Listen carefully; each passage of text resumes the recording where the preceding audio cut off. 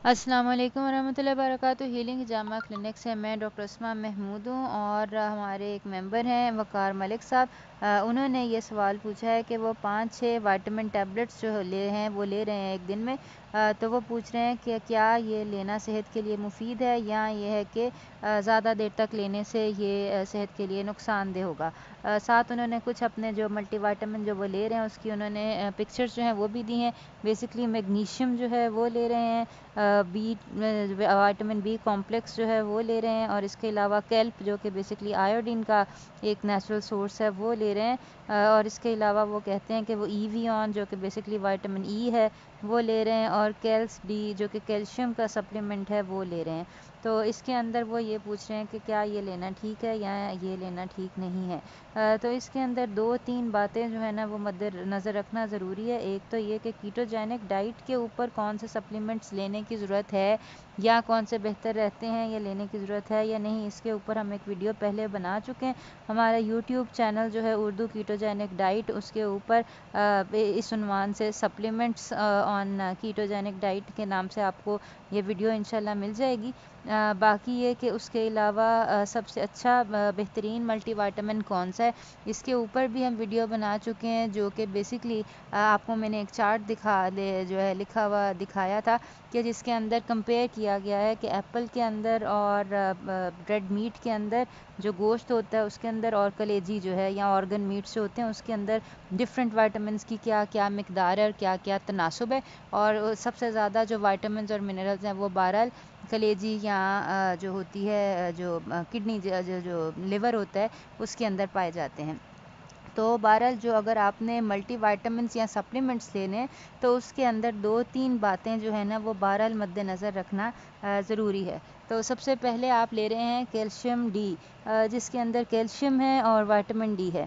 तो ये देखें कि कैल्शियम को एब्जॉर्ब करने के लिए सिर्फ़ और सिर्फ विटामिन डी की ज़रूरत नहीं होती है। कैल्शियम तब तक एब्जॉर्ब नहीं होगा बॉडी के अंदर जब तक उसके अंदर उसके साथ जो है विटामिन डी, मैग्नीशियम और विटामिन के 2 ना हो।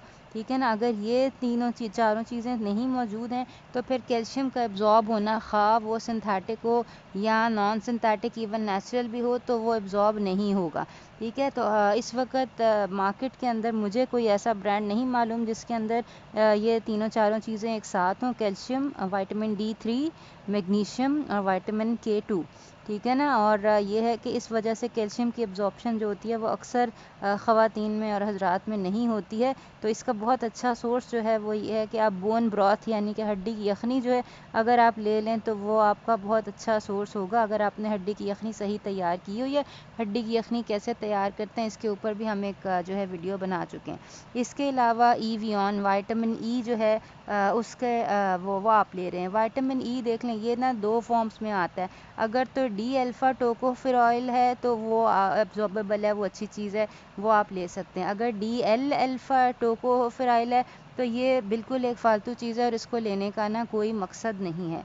ठीक है, इसी तरह ये जो बाकी के आपने दिखाए हैं सप्लीमेंट्स, मैग्नीशियम है, इसके अंदर भी बेसिकली मैग्नीशियम की लेट या मैग्नीशियम ऑक्साइड की फॉर्म में ये सॉल्ट्स ज़्यादा एब्जॉर्बेबल है, ज़्यादा बायो अवेलेबल है। अगेन इन सबसे ज़्यादा बायो अवेलेबल, इन सबसे ज़्यादा एब्जॉर्बेबल ये होगा कि अगर आप सब्ज़ी से अपनी मैग्नीशियम जो है वो आप ले लें।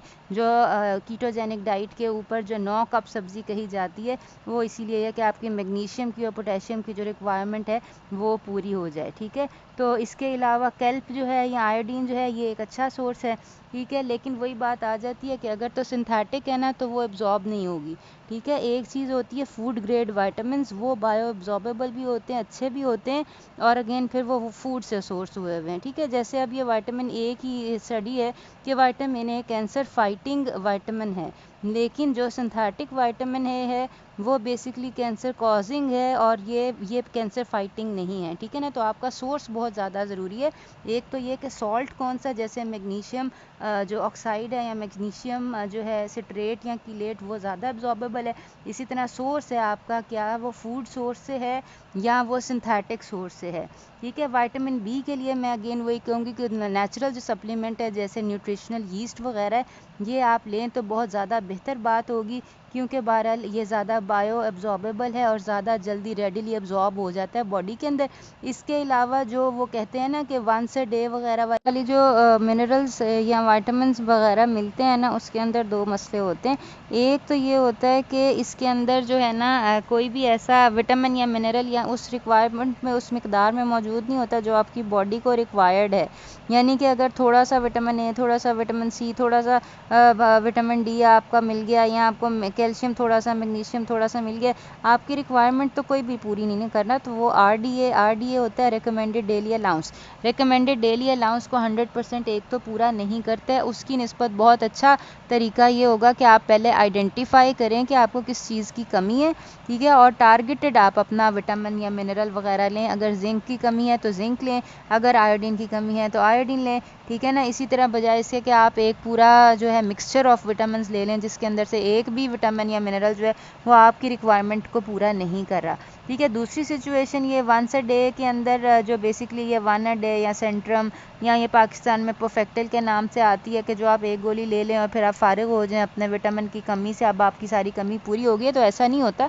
इवन जिनके ऊपर लिखा होता है ना कि 200% या 300% रिकमेंडेड डेली अलाउंस है, उसके अंदर भी जिस तरीके से उसको प्रेशराइज करके विटामिन को या मिनरल को डाला जाता है एक गोली के अंदर, उसके बाद वो विटामिन या मिनरल्स जो होते हैं वो आपकी बॉडी के लिए यूज़लेस हो जाते हैं। यानी अब अगर वो वाटर सॉल्युबल विटामिन है तो वो पेशाब के रास्ते बॉडी निकाल देगी, अगर वो फैट सॉल्युबल विटामिन है तो वो आपके फैट के अंदर जो है वो एक टॉक्सिन की तरह जो है बॉडी उसको स्टोर करती जाएगी, ठीक है ना। तो ये जो है ना मल्टी वाइटामिन लेना, ये बहरहाल जो है वो नुकसानदेह है और इसका कोई फ़ायदा नहीं होता। इसलिए मैं हमेशा ये कहती हूँ कि इसको आप अवॉइड करें, नेचुरल सोर्स से लें, बायो अवेलेबल सोर्स से लें। अगर आपने केमिकल लेना ही है तो ये देख के लें कि वो बायो एब्जॉर्बेबल हो, यानी कि जैसे मैग्नीशियम जो है अगर कीलेट की फॉर्म में या मैग्नीशियम सिट्रेट की फॉर्म में, तो वो बहरहाल थोड़ा ज़्यादा बायो अवेलेबल है, यानी कि बॉडी उसको एब्जॉर्ब कर सकती है। दूसरे नंबर के ऊपर जो आप जहन में रखें कि वो सिंथेटिक ना हो, केमिकल्स से ना बना हो, कोशिश करें कि ऊपर लिखा हो सिंथेसाइज्ड फ्रॉम फूड, ठीक है ना। अगर जैसे अब आपने केल्प दिखाया है तो केल्प बेसिकली आयोडीन आपको केल्प की शक्ल में मिल रही है। केल्प बेसिकली एक सीवीड है, खाए जाने वाली चीज़ है, तो ये एक अच्छा सोर्स है इंस्टेड ऑफ कि आप सिंथेटिक आयोडीन ले रहे हो, ठीक है ना, जो कि केमिकल कोई सॉल्ट हो और जो कि बॉडी जिसको रिकग्नाइज ही ना करे, ठीक है। तो इसके अंदर ये है कि ये चंद एक चीज़ें ध्यान में रखने वाली होती हैं कि एक तो ये है कि नेचुरल सोर्स से लें, और कीटोजेनिक डाइट के अंदर जो है या जो पेलियो डाइट है या वॉल्स प्रोटोकॉल है उसके अंदर जहाँ गोश्त और चीज़ वगैरह है और उसके साथ जो 9 कप सब्ज़ी है ना, उसका मकसद यही है कि आपको कैल्शियम की कमी ना, आपको मैग्नीशियम की कमी ना हो, आपको पोटेशियम की कमी ना हो, ठीक है ना। तो वो 9 कप सब्ज़ी या वेजिटेबल्स लेना बहुत ज़रूरी है।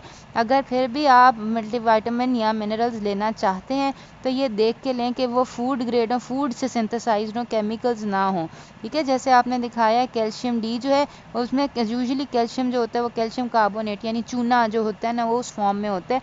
इसकी निस्बत बहुत बेहतर है कि आप जो है वो हड्डी की यखनी ले लें, वो बहुत ज़्यादा सस्ता और आसान हल जो है ना वो इस चीज़ का है। तो अपने वाइटामिन जो है बहुत ध्यान से और बहुत टारगेटेड आप यानी कि वो लें, बजाय इसके कि सारा वो आप एक पलंदा ले लें। और इसके ऊपर भी रिसर्च हो चुकी है कि जो मल्टीविटामिन सिंथेटिक लेते हैं उनके जो होता है वो बीमारी के अंदर यानी कि कोई ख़ास कमी नहीं आ रही होती, लेकिन जो फ्रूट्स और वेजिटेबल्स ले रहे होते हैं उनके अंदर 11 डिफरेंट टाइप्स ऑफ कैंसर्स और बहुत सारी और बीमारियों का जो रिस्क है ना वो कम हो जाता है। तो इस तरह की मज़ीद मालूमात के लिए हमारा फेसबुक पेज हीलिंग हिजामा क्लिनिक जो है वो विज़िट कीजिए और लाइक कीजिए, और इसी तरह हमारा फेसबुक ग्रुप है हीलिंग रेमेडीज़, उसको विज़िट कीजिए और लाइक कीजिए और ज्वाइन कीजिए। मज़ीद अगर कोई क्वेश्चन हो तो नीचे कमेंट बॉक्स जो है उसके अंदर भी आप लिख सकते हैं। इसके अलावा मैं दिए गए नंबर पर कॉल कर लें या व्हाट्सएप करके अपना मैसेज जो है वो ड्रॉप कर दें। अल्लाह ताला आपका हामी और नासिर हो। अस्सलाम वालेकुम वरहमतुल्लाहि वबरकातुहू।